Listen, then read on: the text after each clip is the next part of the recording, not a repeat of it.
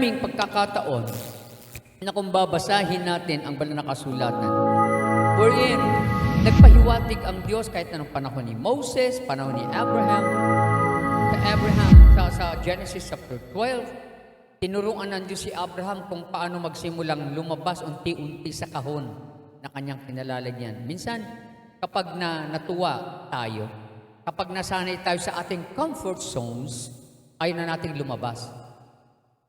Nag-i-enjoy kayo sa home-based online work, nag-i-enjoy sa mga online jobs, sa online mga selling stuff. At minsan, hindi tayo nakakalabas, nandun na lang tayo.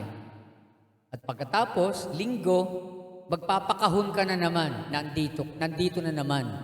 Pero hanggang dito lang. Living a life outside the box. Maraming natutuwa na nag-enjoy, na-bless ka kanina, di ba, sa awitan. Pero hanggang dito lang, nakakahon pa rin. Na sa ating pagtanda, kadalasan nakita ko maraming tumanda sa paglilingkod at pagdalo, walang nagagawa dahil hindi nakakalabas sa kahon na kanilang kinalalagyan. Sa Joshua chapter 1, nung namatay si Moses, akala marahil ni Josue, doon na lang siya. Nagkahon si Josue dahil wala na si Moses. Nangusap ang Panginoon sa kanya, Joshua chapter 1. After the death of Moses, the Lord's servant, the Lord spoke to Joshua, son of Nun. Moses' assistant said, Oy, ikaw assistant pastor ni Moses. Moses, my servant, is dead. Therefore, the time has come for you to lead these people, the Israelites, across the Jordan River into the land I am giving them. I promise you what I promised to Moses. Whatever you set your foot, you will be on the land I have given you. From the Negev wilderness in the south to the Lebanon mountains, in the north from the Euphrates River, in the east of the Mediterranean Sea, in the west, including all the land of Hittites. No one will be able to stand against you as long as you live, for I will be with you. As I was with Moses, I will not fail you or abandon you. Be strong and be courageous.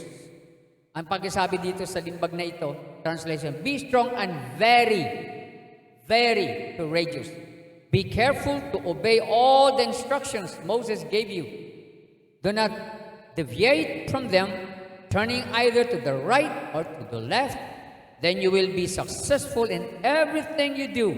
Verse 8, study the book of instruction continually, meditate on it day and night, so you will be sure to obey everything written in it. Only then will you prosper and succeed in all you do.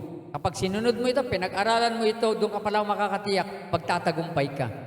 So going out and living outside the box, natitiyak natin na may tagumpay because God is going with us. Amen. Pinangako niya, sabi niya, Joshua, panahon na. Sa next slide, ipinakita ko dito. We love to come to church. O, diba? Love lang. You love. Ganun tayo diba? O, talagang magsisimba tayo. We just love to come to church. Religious nga SARS nga Nakagawian na dumalo. Kasi yun na nakagawian natin noong unang panahon mga relihiyosong gawa. Kadalas yung mga matatanda noong unang panahon sa amin, may skapula, may mahabang damit, may tanso na hikaw, at kapag nakaganon, sisimba siya. See? Pagdating ng lola ko, na nandoon at nagsimba, nakita niya na hindi pa bumabangon yung mga apo niya, nakita na hindi pa nakapagliligpit, nakita niya na hindi pa napapaliguan ng mga anak ng apo niya, sasabi niya, anak kayo na bentilador. Maririnig mo na yung mga puro mga anak ng butiki. Kasi, why? Why is it that there is no change? Kasi, gawaing relihiyoso lang, kaya walang pagbabago. We love to come to church to sit in this wonderful place to enjoy in God's special presence here. O di ba kaya tayo nandito dahil, oy, kakanta naman ako, mararamdaman ko ang presensya ng Panginoon. Oy, tatanda kayo na hanggang doon na lang na nararamdaman ninyo ang presensya ng Panginoon. But Christ, remember this a thing. But Christ calls us beyond these four walls. Amen. Tinawag tayo ng Panginoon hindi lamang para dumalo na dumalo at mag-enjoy sa apat na sulok at apat na pader ng church na ito, ng building, ng simbahan. Mayroong tawag ang Diyos na higit pa doon sa pag-upo, higit pa sa pag-i-enjoy ng presensya ng Panginoon. Walang silbi ang presence ng Lord na na-enjoy natin. Kung hindi mo ito na ilalabas, hindi mo na isi-share. If you haven't shared about the presence of God, about that thing that you have felt today, after this Sunday, you have felt the presence of God. God blessed us. God had given us the exceeding joy. Yung sabi ni Pablo na hindi matingkalang kagalakan. Walang silbi ito. Kung pag-uwi mo, ay nakaupo ka na lang sa apat na sulok ulit ng bahay. Sa Matthew chapter 5 verse 13 to 15, ano ang sabi ng Panginoon sa kanyang mga alagad? You are the salt of the earth. Asin kayo. See? Hindi ka darating dyan na wala kang panlasa. But what good is it if the salt has lost its flavor? Kapag wala nang lasa ang asin, pag hindi ka nakakalasa, wala nang lasa yung asin, ano tawag doon? COVID. Di ba, pag nawala ka ng panlasa, COVID. So, anong silbi sa'yo? Sabi niya, itapon ka na lang. I-cremate ka na lang. I-cremate ka. You are the light of the world. Like a city on a hilltop that cannot be hidden. Para kang ilaw na nandoon sa taluktok ng isang bulubundukin. Hindi na itatago. Hindi pwedeng itago. Anya ang ilawan. Sa next slide, inano ko, this place. Nakikita ninyo ang simbahan niya. Ang lalaki. Nag-i-enjoy ang marami. Sa church namin, laki ng simbahan namin. Pinakamalaki doon sa lugar namin. But remember one thing. This place is not the destination. There is one thing that we have to remember. This place is not the destination of our spiritual life. Hindi ito ang plano ng Diyos na destinasyon natin. Na, porque nakadalo ka na, okay na ako, dumadalo na ako. This is not our destination, but the launching point for our work in God's kingdom. Kung ganon, yung pagdalo natin sa church, hindi ito yung destination natin. Hindi pa rin ito. Ito pa lamang yung simula, ito pa lamang yung pasinaya, ito pa lamang yung simula ng pagbibigay sa iyo ng Diyos ng tungkulin. It is a launching pad. It is a launching time for our work. Dito pa lamang tayo sisimulan ng Diyos sabihan kung ano ba ang gagawin mo. Hindi ka nandyan lang para nandyan lang. This is the launching place. Pasinaya ito. Ano ba yung tatanggapin mong gagawin mo para sa Panginoon? Sa next slide nakalagay, alive, pinakita doon yung bahay. Ito din yung isa. Pagkatapos ng church, enjoy ka. Pag nakita ninyo yung mga ibang bahay ng mga artista na ipinakita, parang palasyo. Nag-iisa siya, pero kasing laki ng palasyo ang bahay niya. Why? Kaya, dahil sa laki ng bahay niyo, ganda-ganda ng bahay namin, hindi ka na makakalabas ngayon.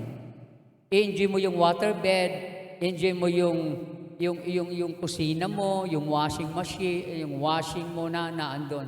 Enjoy mo yon. Kulong ka. wala ka na magagawa. Sa Acts chapter 10, verse 34 to 43. As a church and had discovered God's will. Sabi ko nga, a favorite verse that I always say, there are two great things that happens in our life. One is when you were born. Second, when you have discovered why. Sabi ng isang manunulat, dalawang dakilang bagay ang nangyari sa buhay natin. Una, nung ipinanganak ka. Ikalawa, nung natuklasan mo kung bakit ka ipinanganak.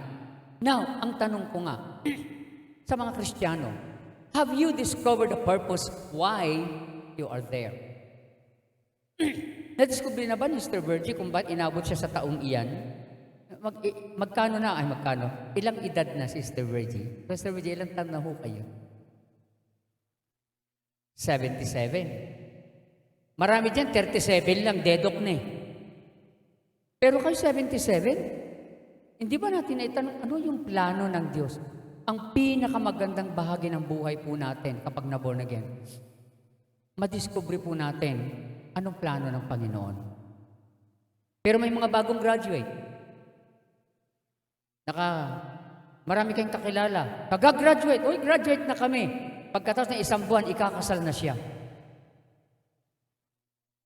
Palagay ko, hindi yun yung kalooban ng Panginoon. Palagay ko, hindi yun ang purpose ng Panginoon. 18 years old, kakasal. 19 years old. Pagtataka kayo sa pinunta namin, 14 years old, ikakasal. We need to start to be an instrument and use our skills and talents as well as God-given gifts. But in order to reach a new generation, sa pamamagitan nito, itinuturo ng Panginoon, if you learn to live outside your boxes, makikita mo na you are reaching new generation. If you will only learn to love, to care about the living, lalabas ka eh. May mga nakakakita minsan nung bata kami, nakakita ng mga katropa ng daddy ko, marami akong nunal sa paa. Ang sabi nila, alam mo Monico, yung anak mo niyang gala, makakarating sa iba't ibang lugar yan. Hindi mapapakali yan sa bahay. Lalabas at lalabas yan. Sabi ko, hindi ko naman hiniling ito sa Diyos. Pag kinulong mo ako sa bahay ng matagal, naiinip na ako. Ang pakiramdam ko pag nakukulong ho ako sa bahay, nagkakasakit ho ako. So, ganun palang nararamdaman if you have received a mandate from God and for you, it's your duty. Hindi lamang ito isang religious rights. Hindi lamang, bonagin kasi ako nakakaya kay pastor kasi. Nakakaya kasi, nagkaroon pagaling si Pastor Mark tapos wala ako doon. Kailangan nandun ako. Yun. See? Ganon ang tao na may SARS. Nandito ka kasi nahiya ka. But you are not going out. You are not learning to live outside of everything that you have learned. Nandun na yung comfort zones, nandun yung nakahiratian mong buhay, ayaw mo nang lumabas. Higa, hilata. Sa atin, masakit kapag ang tao hindi kumikilos. Sabi mo, batugan. Sa US, maganda maging batugan dahil ang tawag doon ay potato couch. Hindi batugan. Pag sinabi, it's nothing but a potato couch. Ibig sabihin, batugan ka. Maganda na din. Para bang Sister Reggie? Kapag nakita mong lumalagpas yung kanyang bilbil sa upuan, maaaring pag pinansin niyo siya, ang taba kasi ni Sister Regine, masakit pakinggan yun. Pero pag sinabi mong, alam mo, maliit ang upuan, mas magandang sabihin yon kaysa ang taba kasi ni Sister Regine. O kaya sabi, ay, ang taba. Sabagay siya nagsabi kanina, mataba siya. Pero karamihan, sa Amerika kasi pag sinabing mataba, nakaka-offend yun. Mas maganda marahil na, maliit ang sukat ng damit mo. Hindi halata. Kasi marami sa atin na, linggo-linggo kaya dumadalo ako. Nagpipray kaya ako. Nagbabasa ako ng Biblia. Ang dami mong ginagawa. And sometimes, dahil sa marami tayong ginagawa na akala natin ay ginagawa, ay akala natin ay nakakasunod na tayo sa mga utos ng Panginoon. But one thing I always say, just because we are doing a lot more doesn't mean you're doing a lot more done. Hindi ibig sabihin na marami kang ginagawa, marami kang natatapos. Marami kang ginagawa, pero nagagawa mo ba yung isang bagay na ipinagagawa ng Diyos sa iyo? Palagay niyo, sa tagal ba ni Catherine, halimbawa na nandito, napansin ba ninyo na si Catherine ay nakahayo o may kinausap at may naisama at sasabihin niyang, ito, pinindatan ko lang na isama ko rito para tumanggap sa Panginoon. Kahit ganun man lang, Pindatan mo. Ang tindi ng gift mo, kinindatan mo lang. Pero wag niyo nang gayahin yung isang manggagawa ko na tinitrain noon sa Rizal. Linggo-linggo may kasama siya. Pastor, pinakikilala. Linggo-linggo may naisasama siyang puro mga lalaki. Malay ko ba na yung mga lalaki yung kaya sumasama, pinagsasagot niya lahat yung mga yun? Manliligaw niya yung mga yun at lahat ng mga yun, binigyan niya ng pag-asa. Kaya pala nadalo. Wag nawang maging ganon ang estilo. Sa bagay sa akin, hindi ko na kailangan ligawan noon. Dahil noon, nung panahon namin ng college ako ang hinihiraman ng notebook. Pagbalik, sasabihin nung classmate kong girl, Rain, pahiram nga ng notebook. Pagbalik, nakalagay na doon. Pwede ba tayong mag-date? Ganun na kaagad nakalagay doon. Nakalagay doon. Yung pala, gagawing Islam book lang. Ibabalik. What is your... di ba mga Islam book, Sister Rita, naabutan mo ba Islam book? Di ba? Ang nakalagay doon una, name, address, tapos, who is your crush? Tapos ang sunod na tanong doon, what is love? Alam niyo mga kabataan, gustong-gustong sumasagot, what is love daw? Love is like a rosary that is full of mystery. Love is many splendid things. Love is blind. Apakadaming. Pero salita lang yun. Pero tingnan ninyo, what love is. Sinasabi lang natin, pero ang totoo, nasabi lang natin. Pero totoo ba yun? Minsan Kristiyano sabi, love is unconditional. Pero nakalabas na ba siya sa kahon? Hindi pa. Pero marunong siyang magsalita ng ganon.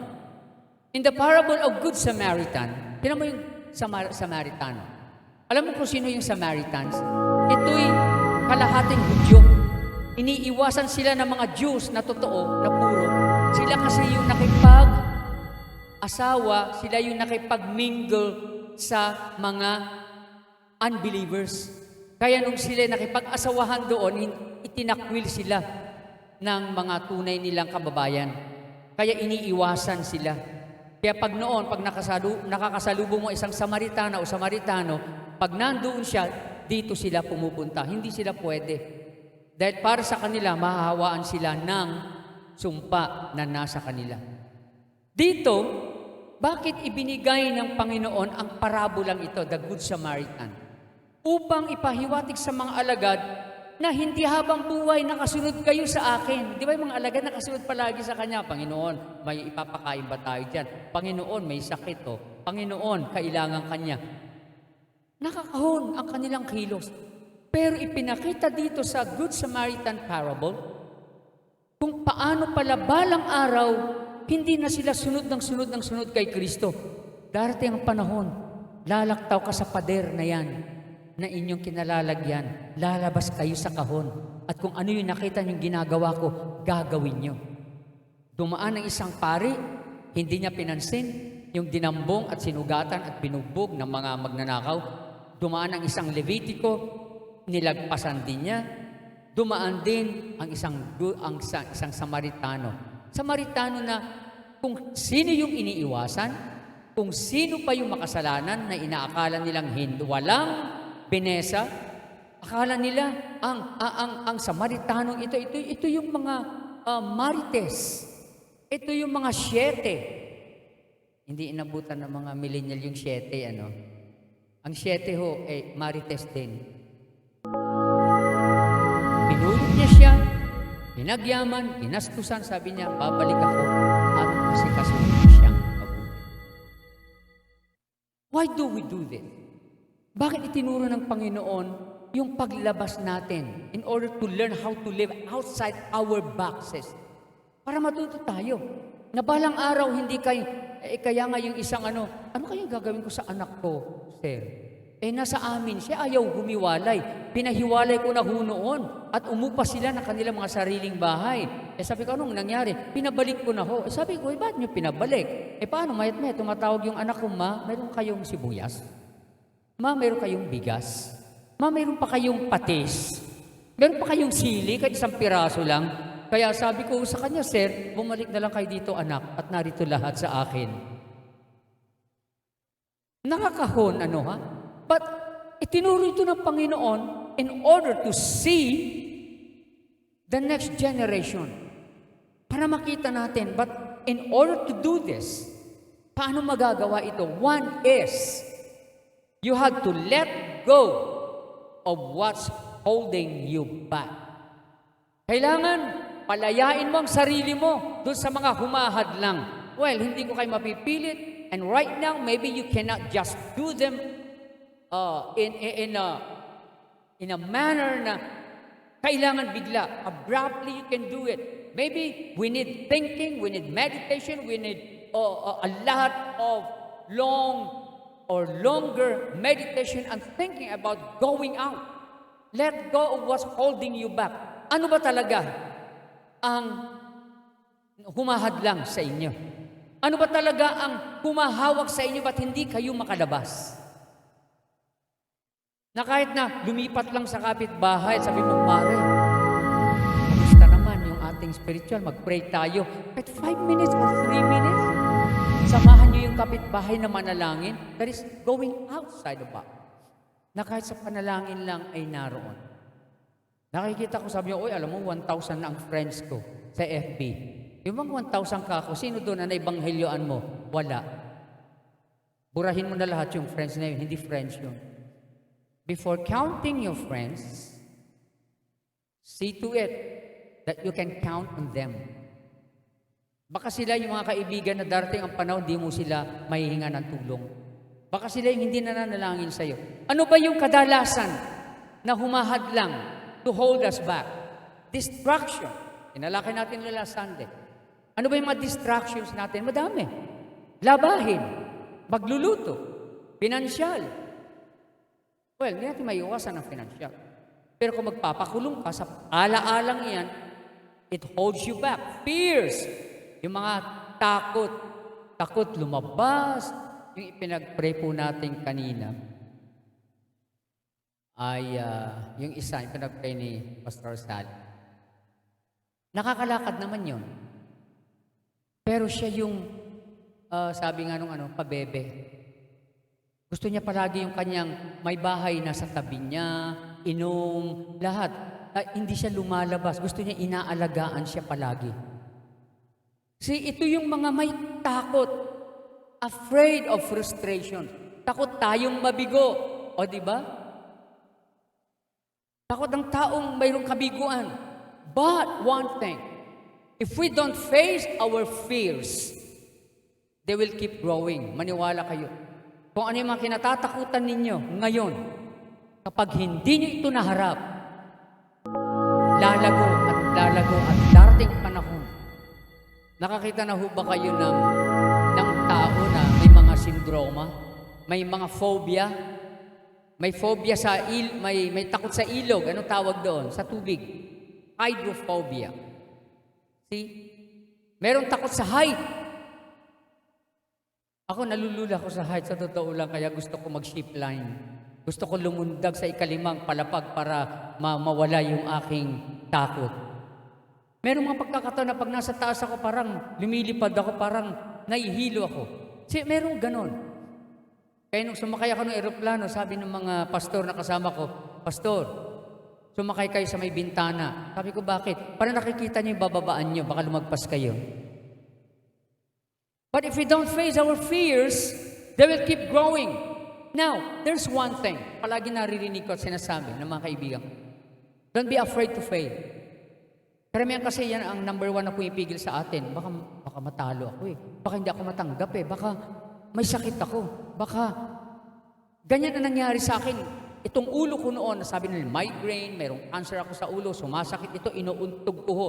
Kaya sa school, sa college, sa eskwelahan sa St. Louis, pag pumapasok ako, may baon akong tanduay. Dahil kapag nararamdaman ko na sa klase, yung papasok na ako noon, nararamdaman ko, sabi ko, excuse me sir, pupunta ako sa banyo. Ilalabas ko yung tanduay, yung alak. Iinumin ko yung kalahati noon, tutunggain ko ho yun. Kasi masakit ang ulo ko. At kapag nag-numb na, wala nang pakiramdam yung utak mo dahil may nakainom ka na, kaya lang, medyo groggy na ako pagpasok. Pero kaya kong dumiretso dahil kalahati lang naman ng tanduay yun eh. Kaya lang, halata ako ng teacher ko, sabi ng teacher ko, oh, Mr. Apostol, you're amoy chico. Bubulungan ko siya. Say, I have one extra for you. Okay, oh.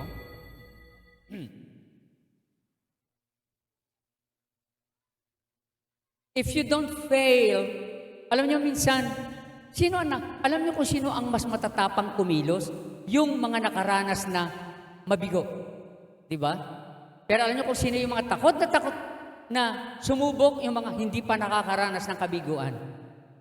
Pero lahat halos ng tao naranasang mabigo. But there's one thing. If you don't fail, you're not even trying. Kaya hindi mahahalata na hindi mo sinusubukan kasi wala kang kabiguan. Hindi may pagmamalaki. Hindi na ipagmamalaki, oy ako, hindi pa ako nabibigo kailanman. Ako, hindi pa ako na-frustrated kailanman. Oh, but if you don't fail, you're not even trying. Hindi ikaw yung nagsusubok. Nasubukan na ba ninyong katulad nung minsan humayo kami? Nasa isang barangay kami. Sabi ko sa mga babaeng pastora, kayo ho ang manalangin. Nung dumating kami doon sa lugar, nagagalit yung kapitan, nagagalit. May pinagagalitan.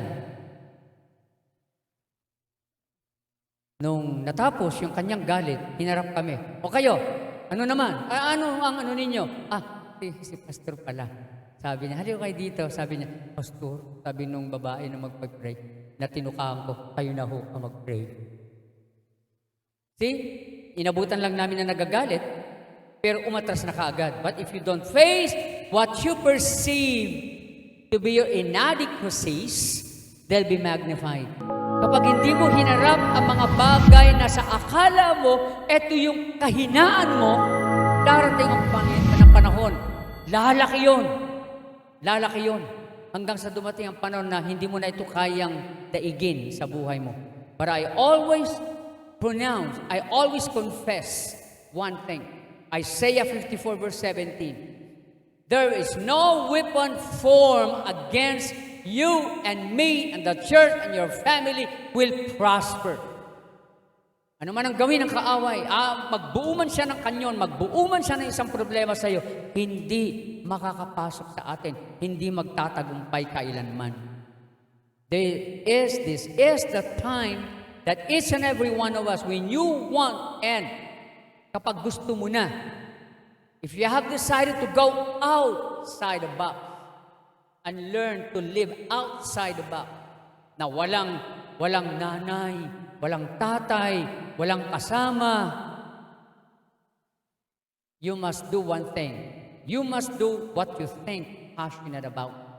Ano ba ang marugdog na at mainit at naglalagablab na dapat na magawa natin at gawin? The thing that is passionate. Hinuspos ka ng Panginoon ngayon. Na-bless ka. Pero pag uwi mo, yun lang yun. Ganun lang yun. Paglabas mo sa gate, paglabas mo ng pintuan ng church, wala na yung lagablab na naramdaman mo.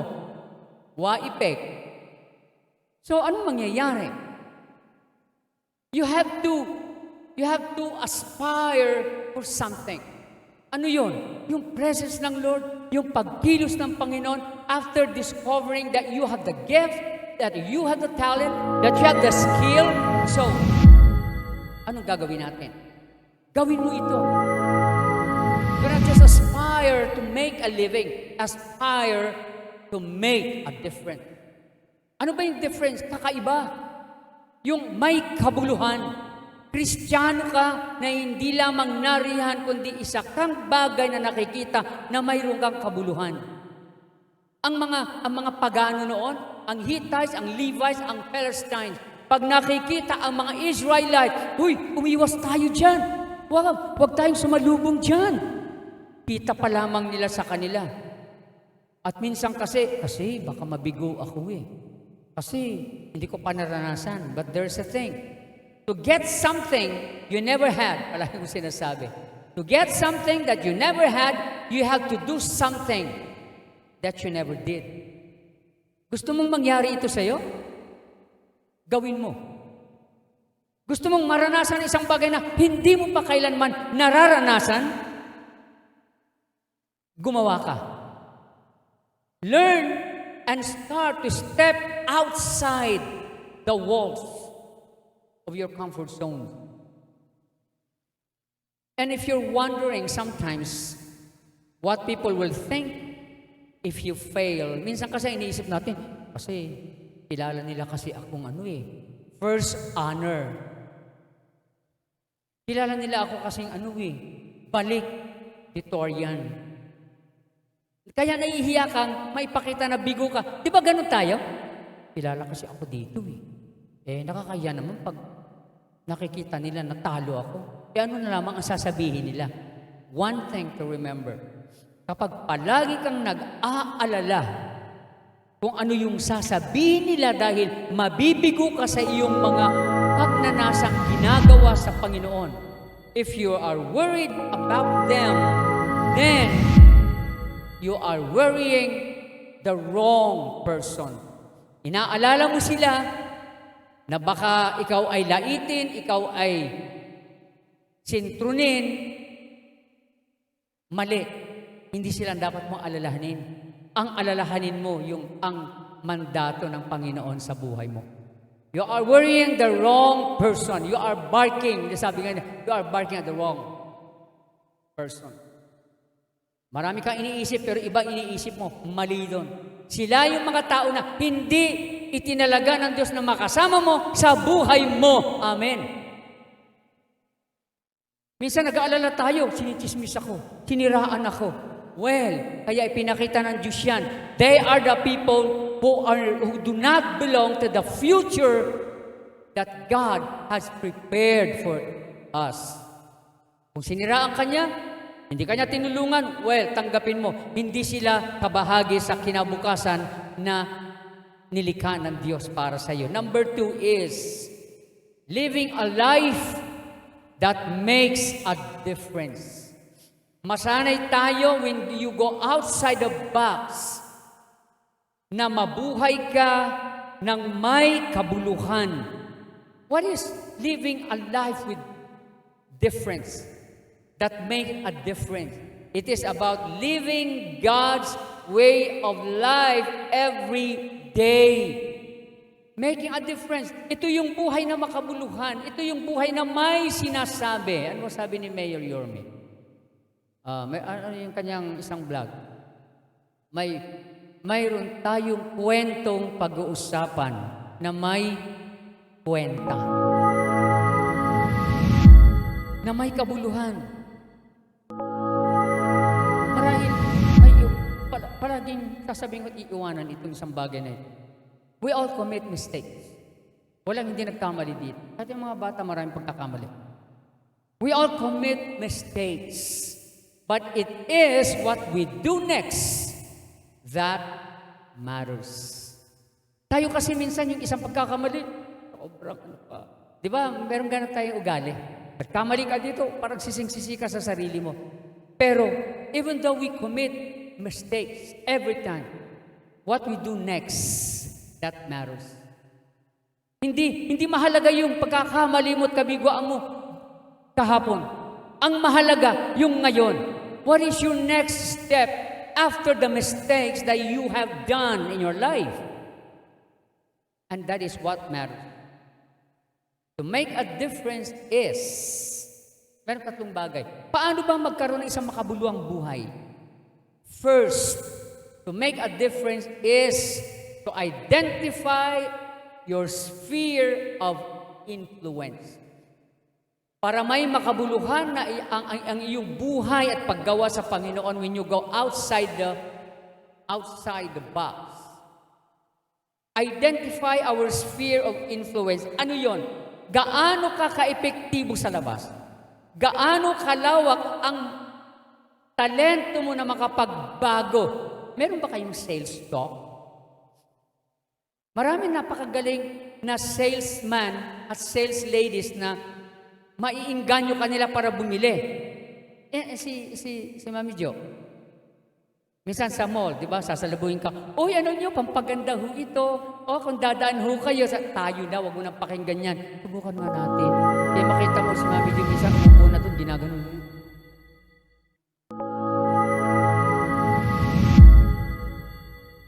Di, libre ho ito, libre. Mamaya pagkatapos nun, alam nyo, ito ho, mura lang ito. See? Ang gagaling, di ba?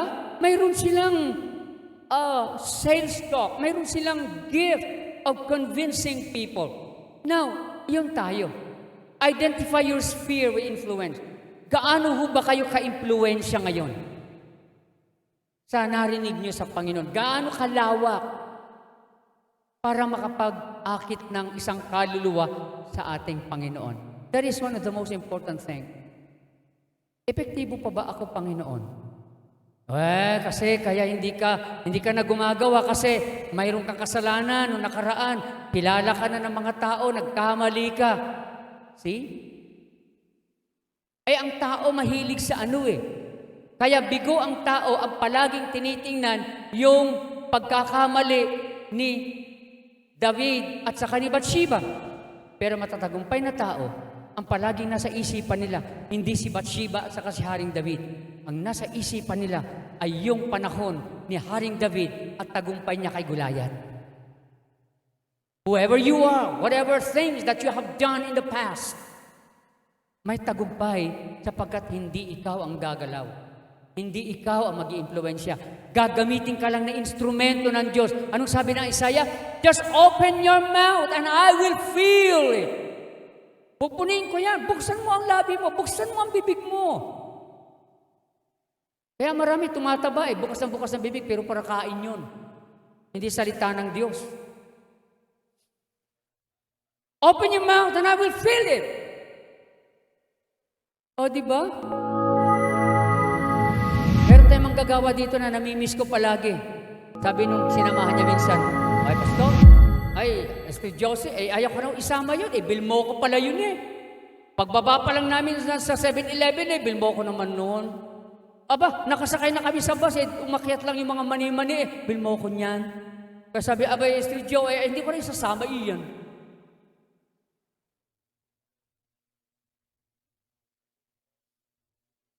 At nung mayroong kainan sa inasal, birthday yata ni TG, ni Nathan, talaga namang kanin pa, pumunta yung hindi pa nakakalayo yung isa pa, papunta pa lamang sa kusina yung isa pa hong kanin dito, pagdating ng sabi,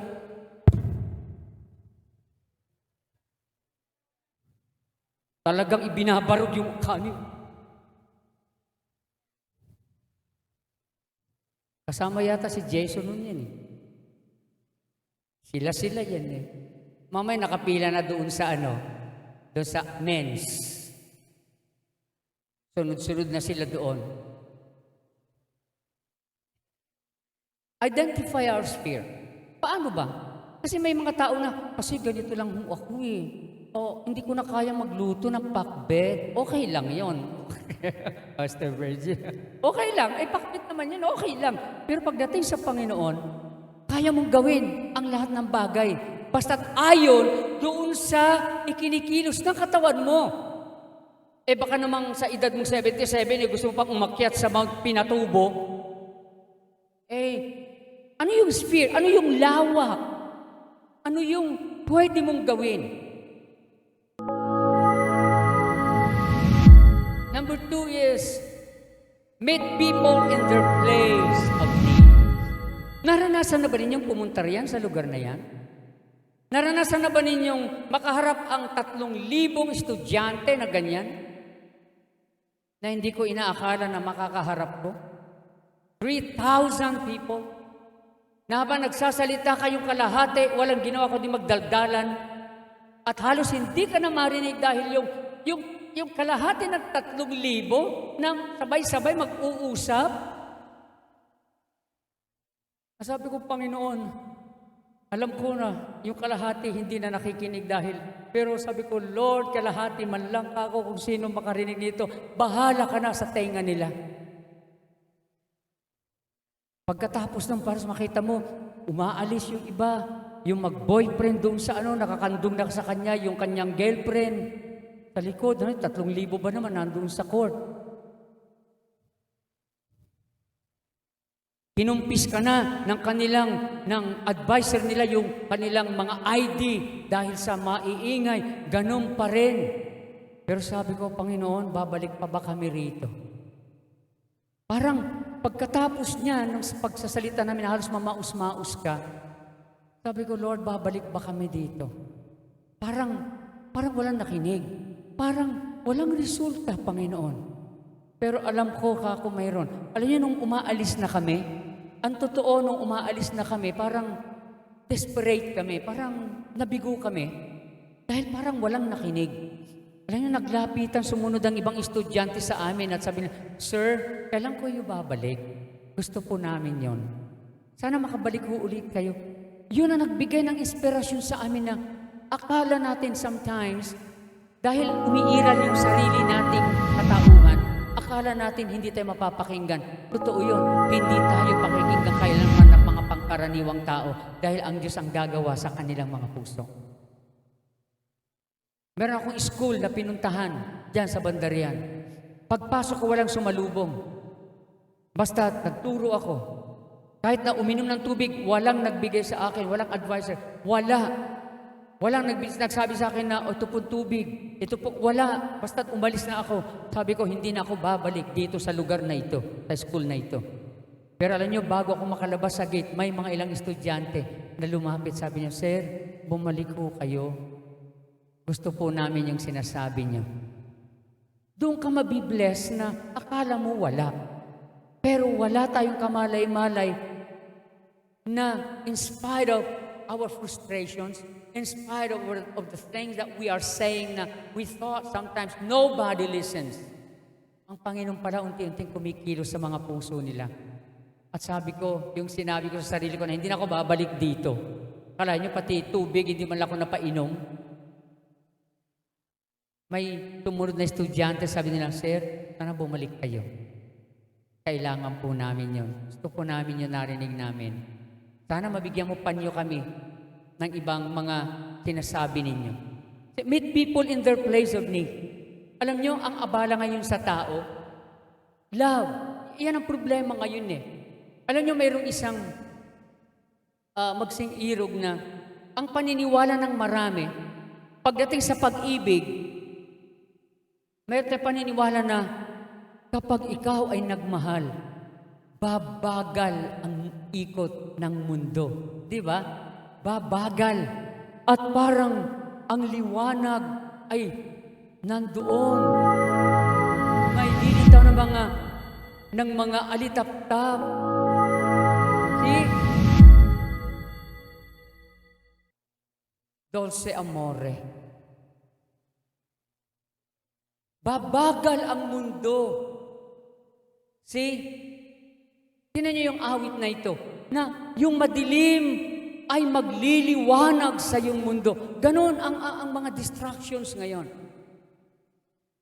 At kadalasan, makoconcentrate ang buhay mo doon sa nasa harap mo, kung ano yung nasa utak mo. Kaya tinan niyo yung awiting yun na sinasabi ka, "You're the one that never lets me sleep." Siya yung dahilan kaya hindi ka nakakatulog. Makakaipag-isip ka pa ba? To my mind down, to my soul. Paano pa makakababa si Jesus dyan sa iyo? Siya na nga itong nasa kaluluwa mo. I am all alone without you. My days are dark without a glimpse of you. Uy, pag hindi ko siya nakikita, parang ang dilim ng buhay ko. At pag nakikita mo, nandun na siya. But now that you came into my life, I feel complete. The flowers bloom. Parang pakiramdam mo kapag nandun na yung boyfriend mo, nandun na yung crush mo, parang lahat ng bulaklak sa paligid mo ay namumukadkad. I feel the warmth inside. Your love is like the river that flows down through my veins. I feel the chill inside. Pag ikaw yung parang ilog, ikaw yung batis na pumapasok sa aking mga kalamnan at nagbibigay sa akin ng kilig to the bones. Hindi mo na mapapansin ang pagkilos ng Panginoon dahil wala kang ginawa kundi yung pamumukadkad ng mga bulaklak, yung ilog na I am complete when you are there. Akala ng iba, pag sila'y naninira ng iba, bumabango sila. Yan ang pag-ibig ba ngayon? May nakikita ba kayong pag-ibig sa panahong ito? Sisiraan mo yung isang kandidato para ikaw ang iboto? At akala natin bumabango ang pangalan natin pag sinisiraan natin ibang tao.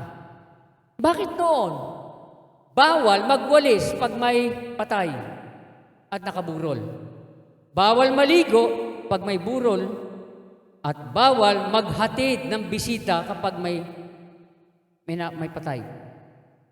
Bakit? Sino nagturo nun? See? Pero sayang ito, sayang.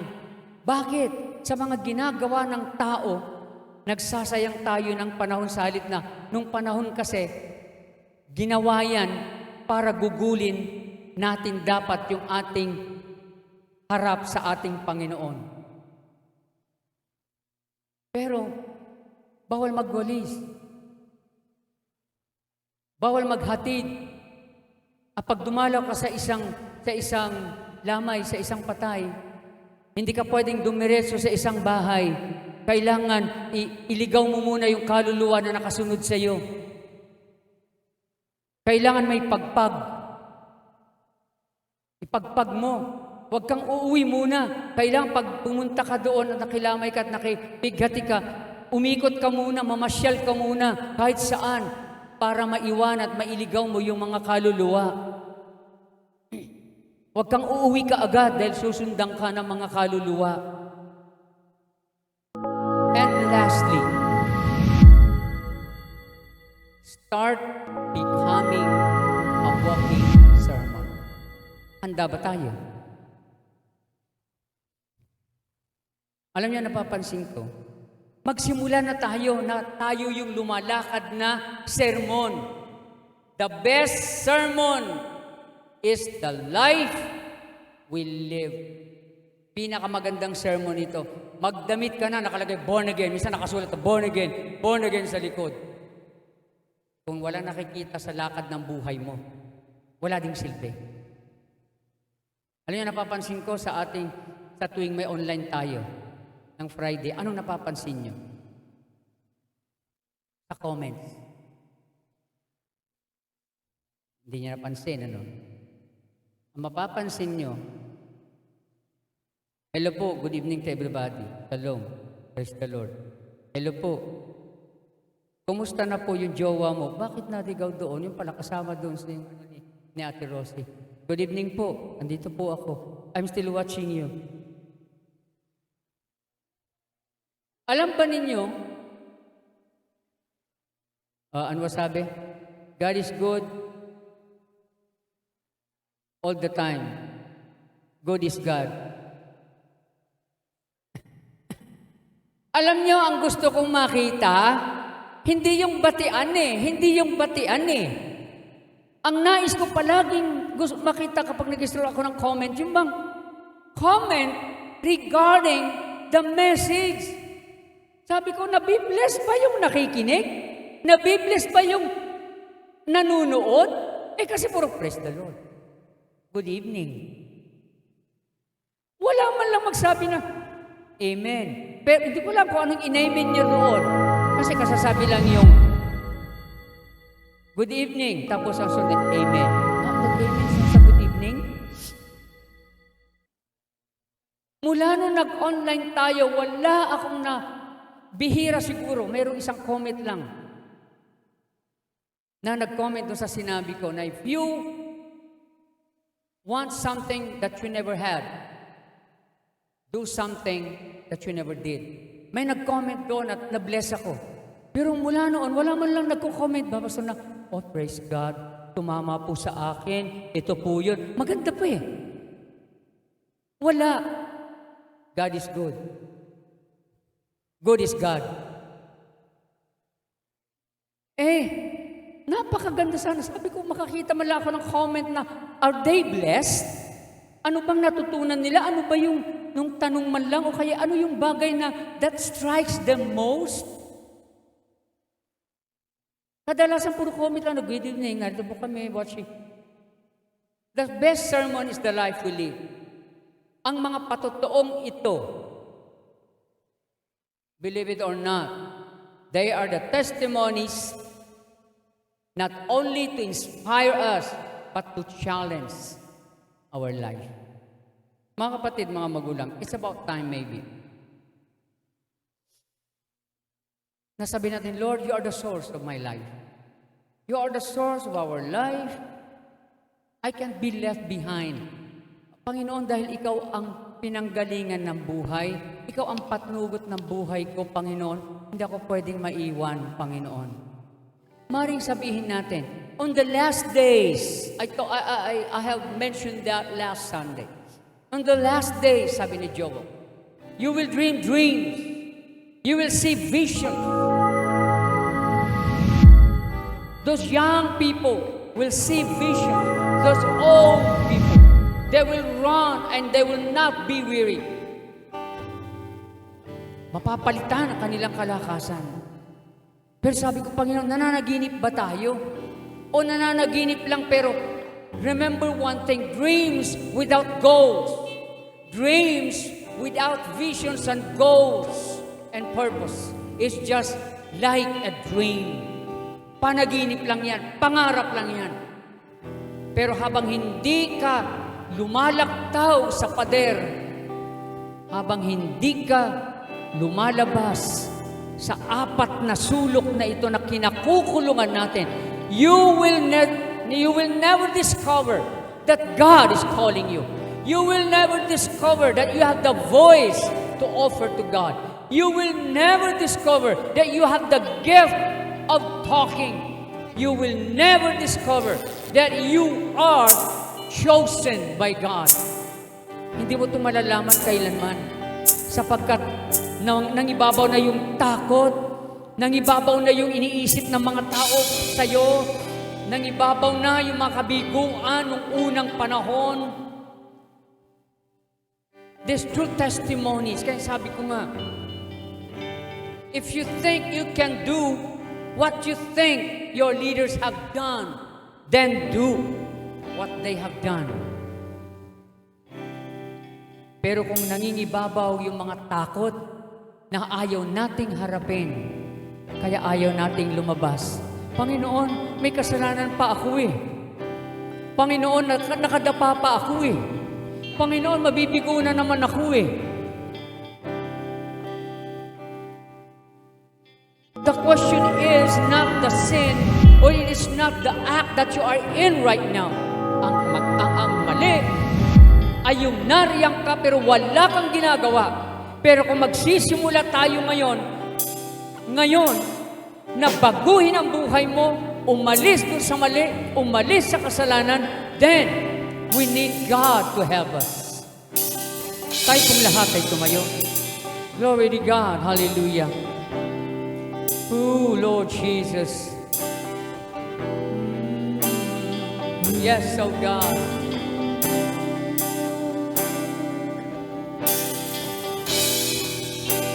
Awitin po natin lahat ang awiting ito. And be a prayer to each and every one of us.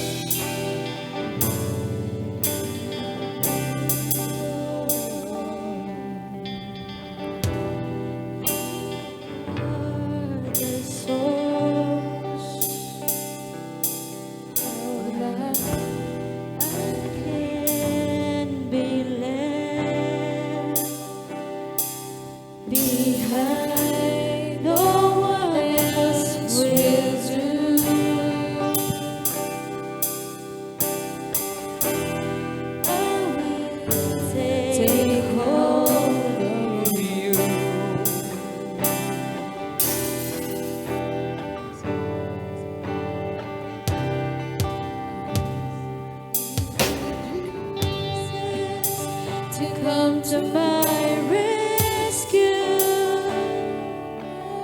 Where else can I go? There's no other name by which I am saved. Oh, catch me with grace, I will follow.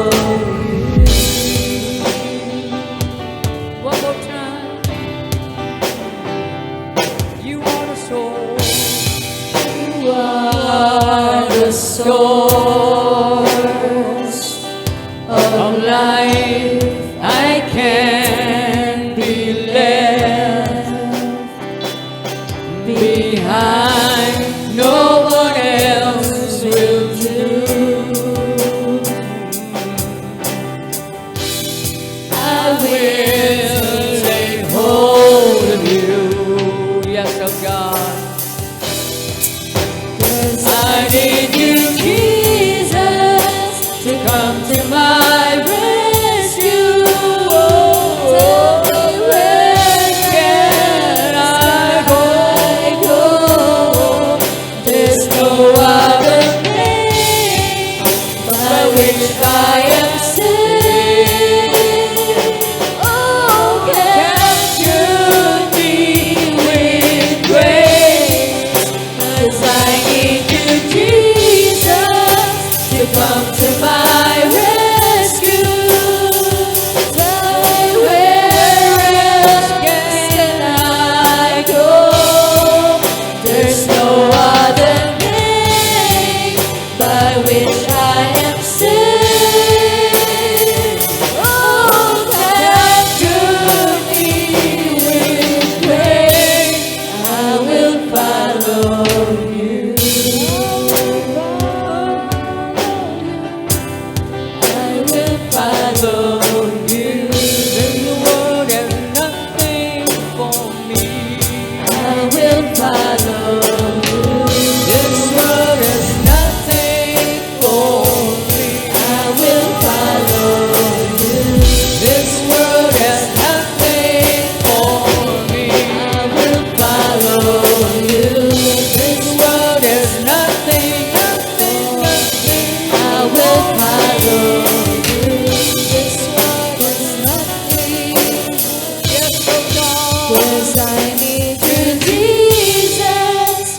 Come to my rescue.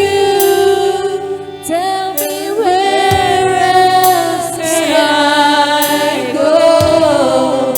There's no other name by which I am saved. Yeah. Oh, capture me with grace, 'cause I need you, Jesus, to come to my rescue.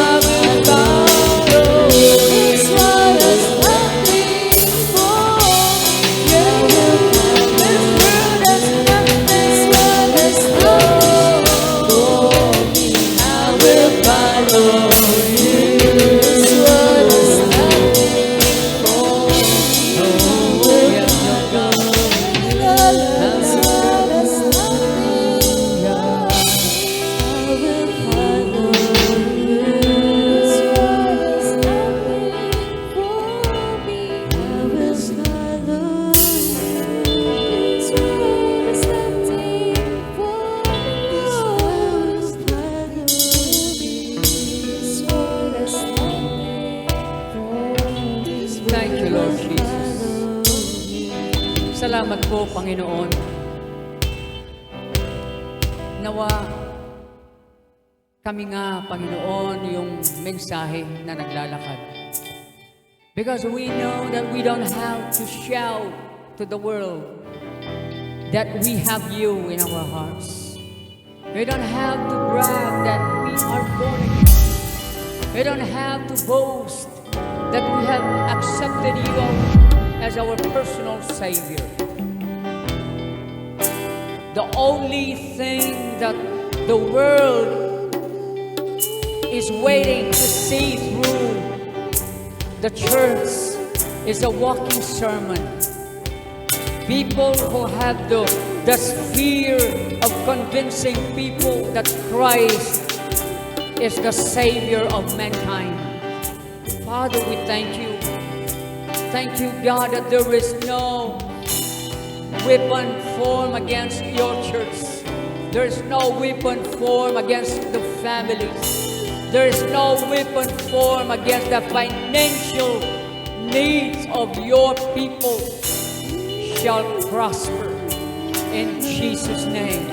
But the rest of the day, Father, we thank you. Help us to be the Holy Spirit leading people that could lead people into the feet and to the feet of Jesus. Father, we thank you that today we can start becoming a walking sermon, Father. That today and the rest of the day, every day, that we are making a difference in our lives, Father. Making a difference, walking the godly life, preparing the kingdom of God. Panginoon, salamat o Diyos, na sa umagang ito, binuksan mong muli ang pagsamba. Binuksan mo ang aming mga puso. Binuksan mo, Panginoon, ang iyong presensya sa aming mga buhay. Binuksan mo minsan pa, Panginoon, ang isang pag-asa na mayroong kaming panahon upang bumangon. Mayroong kaming oras upang magsisi. Mayroong kaming panahon upang balikan ang mga bagay na ninanais mo sa aming mga buhay. Right now, Father, I thank you for each and every one. Thank you for the answers of our prayers. Father, we know that sometimes answers are not enough. We receive them, but maybe in our thinking they are not enough. But we know that if we give everything, give them all to Jesus. Father, we thank you that there is Jesus that will complete our life. Not anyone, not the boyfriends, not the girlfriends of God, kundi ang isang bagay, Panginoon. Magliwanag man ang mundo, magdilim man ang araw, Panginoon. Ang ibig sabihin nito, hindi sila ang gagawa, kundi magdilim man at mayroong mga bagay na negatibo, ay kaya ba naming mahalin sila? Kaya ba naming sumama? Kaya ba naming sumamba? Kaya ba namin tanggapin, Panginoon, at makisama kahit na mayroong kadiliman, kahit na mayroong mga negative na nangyayari? Not because of them, it's not about them. It's not about the boyfriend. It's not about the girlfriend. It's not about our relative. It's not about the rich people. It's about Christ in our life. Salamat po, Panginoon. Salamat, O Diyos. Pagpalain mo po ang bawat isa. Pagpalain mo, Panginoon, ang aming mga misyon na ipinanalangin. Father, we thank you for answering our prayers. Salamat, O Diyos. Para patuloy po natin itaas ang ating mga kamay at tanggapin natin ang biyaya ng Panginoon. Thank you, Lord Jesus. We glorify your name, Father God. Hallelujah. Now unto Him that is able to guard you from falling, and to set you before the presence of His glory, without blemish, and with exceeding joy, to the only wise God, our Savior, through Jesus Christ our Lord, be glory and majesty, dominion and power before all time, and now and forevermore. May the Lord bless you. May the Lord keep you. May the Lord smile down on you and show His kindness to each and every one. May the Lord answer our prayers and will give you peace forever and ever. And with the fellowship of the Holy Spirit, go into all the world and preach the gospel in the mighty name of Jesus. Everybody say amen. Amen. Thank you, Lord. God bless. Salamat po, Panginoon.